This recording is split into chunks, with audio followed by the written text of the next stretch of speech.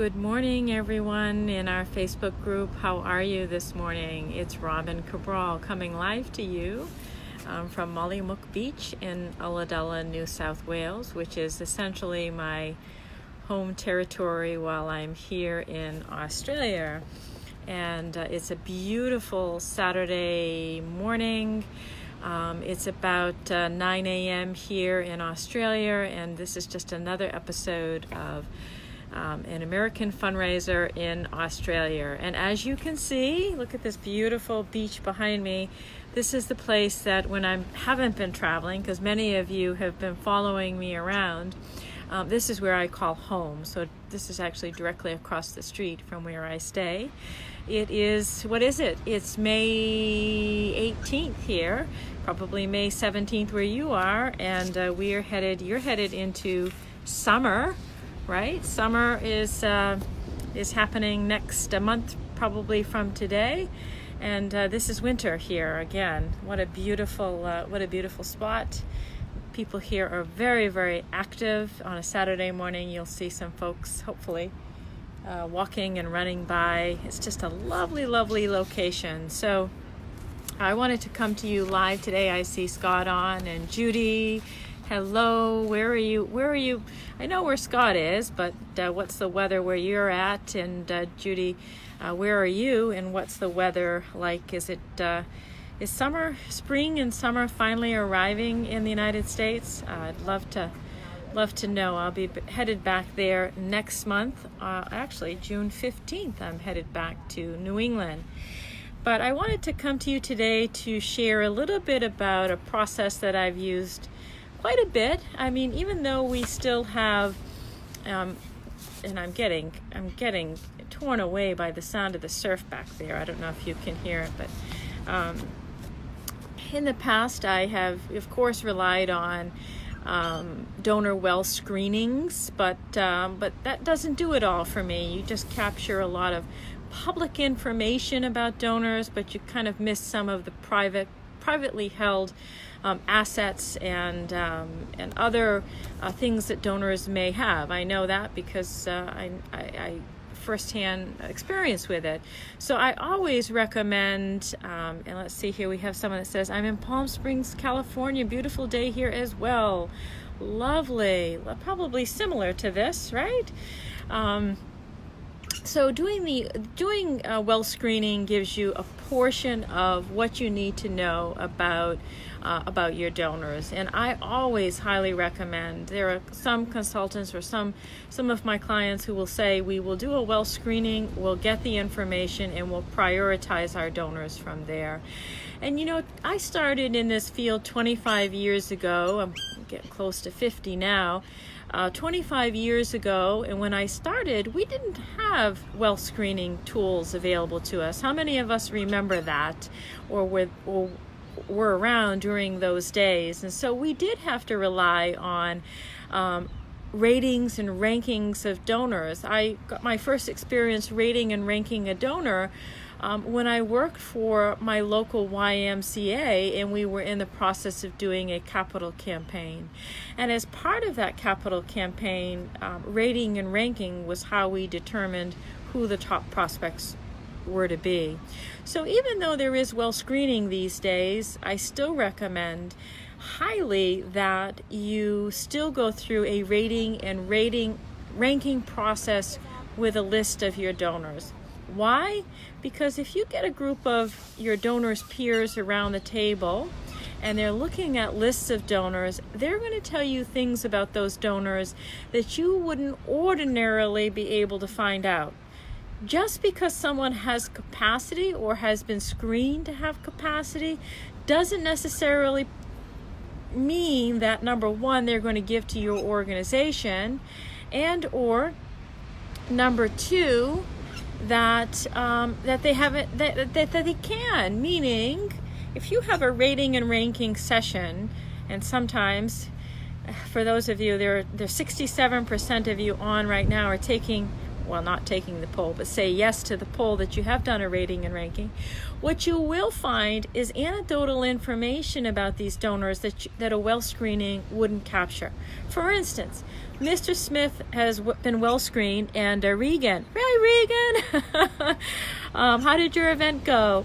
So she says in our DRM software, Bloomerang. I'm very, very familiar with Bloomerang. Love, love, love Bloomerang.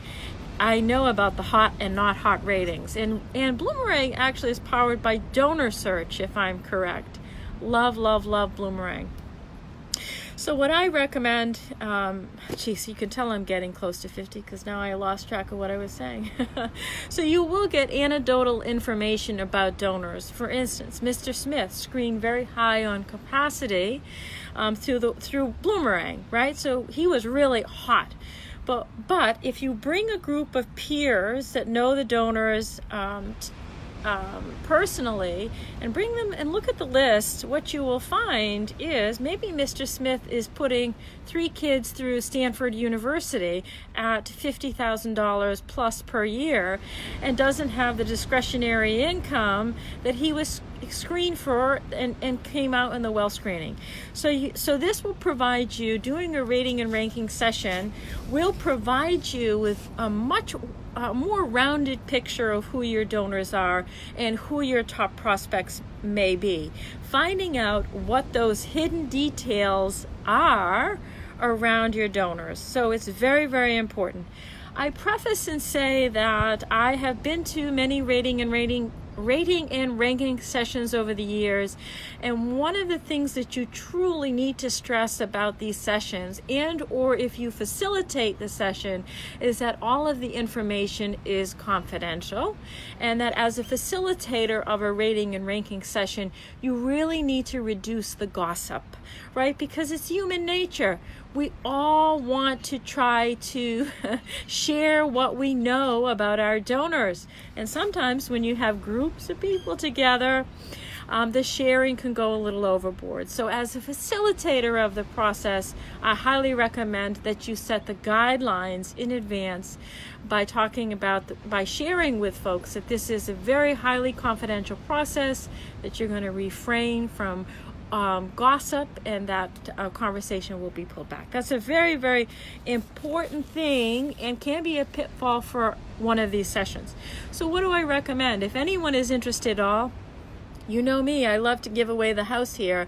I have a sample agenda for a rating and ranking session that if you just private message me, or if you have my email address, just let me know and I'll send you a copy of the rating and ranking meeting agenda. In addition to that, I can also provide to you the steps to conducting a prospect rating session, which I'm basically going to go over now. So if you want to have a worksheet or have your own notes around how these are done, just send me a private message or send me an email, and I'll shoot both the agenda and the steps to conducting a prospect rating session out to you. Again, I would have this over some kind of, well, traditionally they've been held over some kind of meal, dinner or, breakfast or a lunch. You're going to have people together. There are 2 ways of doing a donor rating and ranking session. There's a silent method, and there's a not so silent, a group discussion method. And I have used the group discussion method in the past because I like to hear the collective wisdom of the group. In some cases, when I did it in the past for my local YMCA, what we did is this is funny because this is still in the days of the index cards, before Bloomerang, right? Before we even had databases. How long ago was that? We had stacks of index cards with the donor's name on it, and we had a rating and ranking session.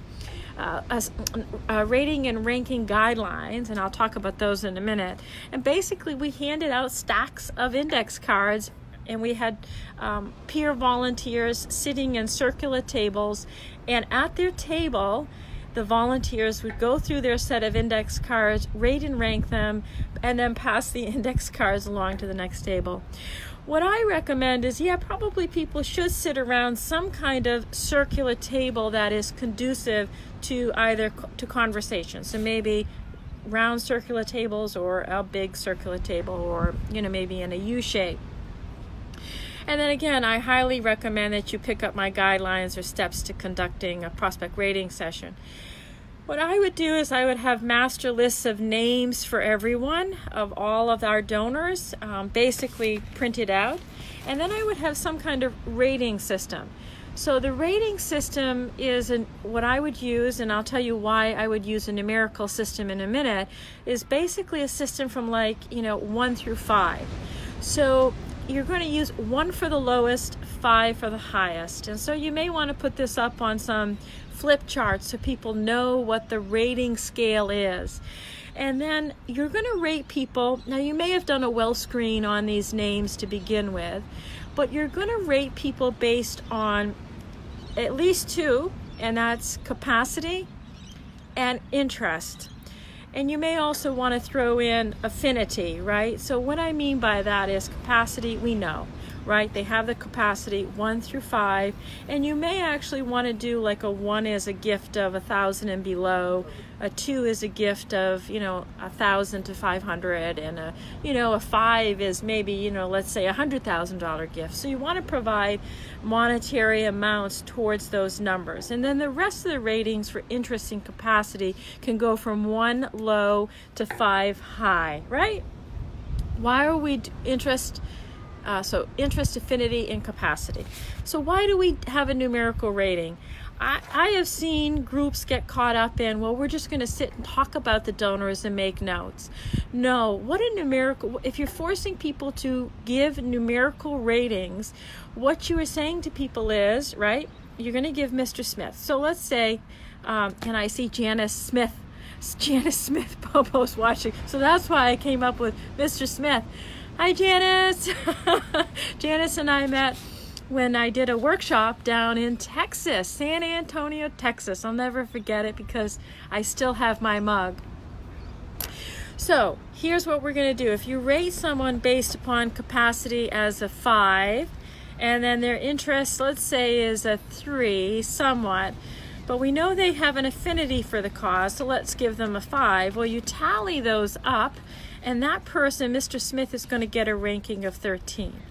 Now, let's say, Miss Cabral, right, is a 5 for capacity, a 5 for interest, and a 5 for affinity. Wow. In Bloomerang, Regan, we'd call that person red hot on fire. So that person would be a 15. So as you go down, and I recommend that you have 2 note takers, because things hopefully will go rapid fire fast, right? So you want to make sure, you're going to say, Mr. Smith was a 5. Wait a minute. How about for capacity, interest? How about so you want to make sure that you have 2 people who are capturing these ratings and rankings. So you may have a staff person or 2, whomever, but make sure that you're doing that. I've actually done it right into a laptop at points. And what you will find is that as you sit and numerically do this, number one, people are going to say, well, I think Mr. Smith is a 5 because I know he has assets held in trust. However, Mrs. Cabral is a 3 for capacity because while we may think she's a 5, I know that she is just going through a divorce, so her money isn't quite as readily available.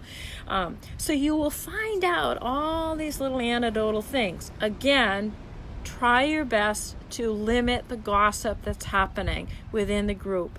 Be a great facilitator and keep things tight around this.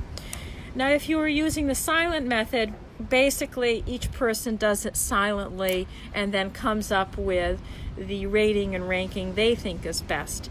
However, the issue with that is that you're going to miss some of that group discussion that can be very, very fruitful to helping you take notes about a particular donor and accurately rate them. So you're using the group.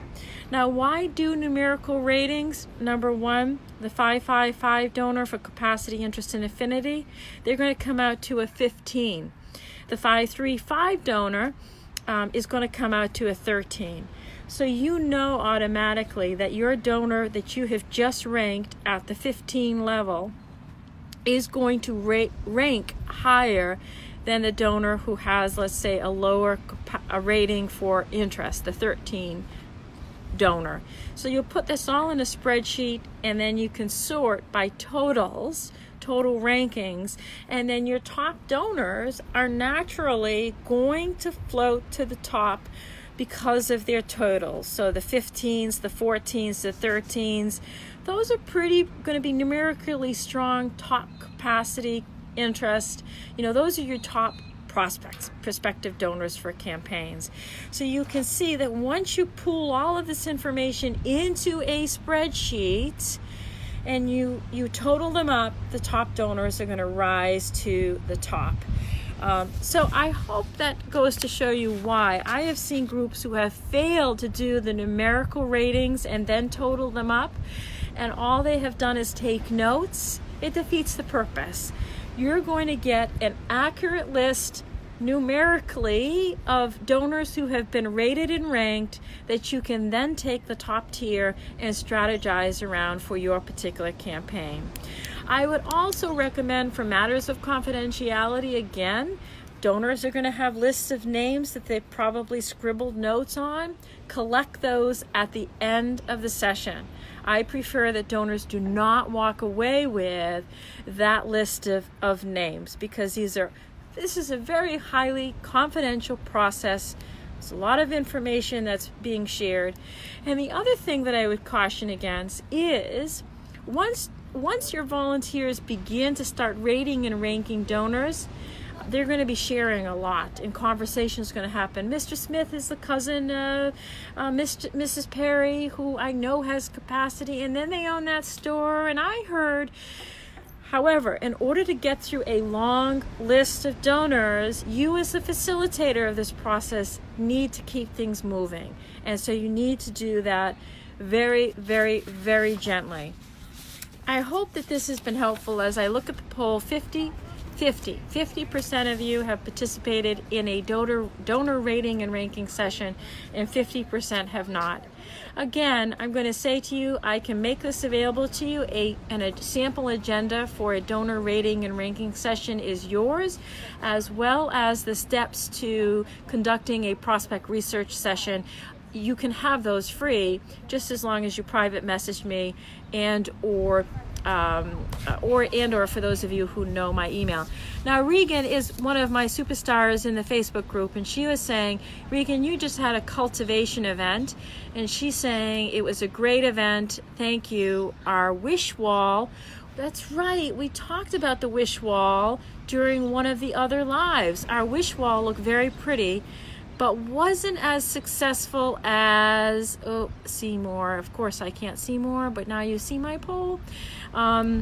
As successful as we had hoped. Please share why. What could you have done differently or better? And as we conclude, I just want to remind you there is a webinar next week.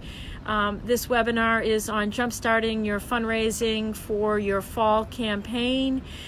It's next Thursday at 1 p.m. That's right, next Thursday at 1 p.m. And we've gotten some good reviews from this webinar. It's to help you plan your annual fund, including your metrics, before you head out for the summer and things tend to slow down. Also, don't forget, we're going to be launching a board development template. Some of you have a copy of the board development template and you're reviewing it. So I thank you for that. And I think that is it. I will be back. I'm not traveling anymore. Last week we were in Perth at Kings Point, and this week is my front yard, Mollymook Beach here in New South Wales, and I think probably I will still be here next week, Mollymook. So you will get to see another version of this lovely view. I'll try to find another location to keep things exciting for you, but it is now 9:17 and my Saturday has begun, and hopefully your Friday evening is going to be restful and a great start to the weekend. So have a good weekend, everyone.